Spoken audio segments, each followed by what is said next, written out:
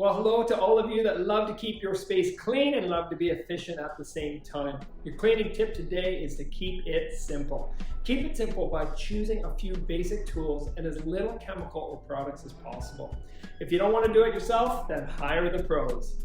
Let's start with the basic tools for cleaning your home or small business yourself. Number one, a clean broom to get the cobwebs or the dust at a high reaching level, and then for the floors as needed.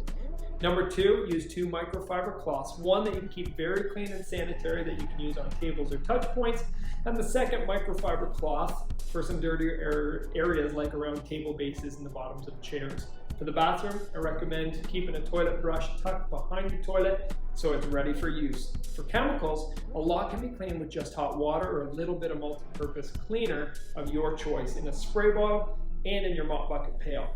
If you need surfaces actually disinfected, I like to recommend Spray 9 as it has a very fast kill time for harmful bacteria. For your toilets, keep some toilet bowl cleaner in a space that is away from children and pets but close to the toilet. Finally, with a vacuum and a small household mop and pail of your choice, you'll be set up to keep it simple and efficient and enjoy your clean space.